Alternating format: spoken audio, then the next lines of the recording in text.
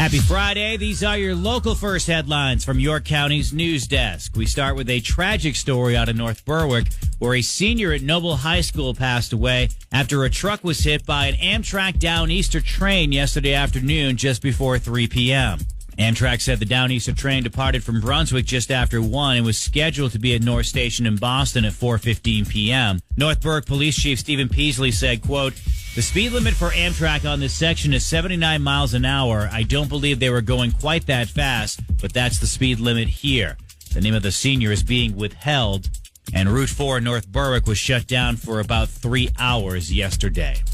If you're an employer who's had an issue with an ex-employee, this next story is relatable, but hopefully not something you've completely lived. An ex-employee in Biddeford is going to end up costing the city nearly $750,000. Biddeford is facing more than $700,000 in fines from the IRS for late filings. The city manager says the penalties stem from a former staff member who failed to file required forms for 2020 and 2021 tax years. The manager also points to turnover in the finance department back in 2020, saying several issues fell through the cracks. They say the city's finances are in order. However, this is not the first time the city has been fined by the IRS. Back in March, Biddeford was hit with a $300,000 penalty. And you know that we've been socked with snow this week, and it doesn't look like we're going to get a huge mess this weekend, so a bit of relief there. That said, when you're digging out, you ever think the plow guy has it out for you?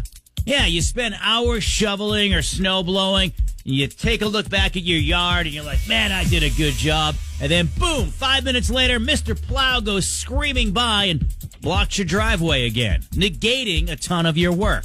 Or you forget about a parking ban, and it seems like there's a bigger pile of snow on your car than others. I mean, that's all in your head, right? That doesn't really happen. Well, in the city of brotherly love, a Philadelphia snowplow driver is being reprimanded after posting a video where it looks like he's deliberately burying cars on the side of the road in massive piles of snow and taking some joy in it. If your car look like this, just go ahead and back in the house.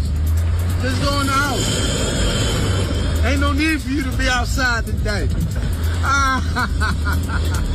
If I can't drive, you can't drive. Happy snow day. Allegheny don't need to go nowhere. Go in the house. Go in the house. That is what's trending. Let's check sports.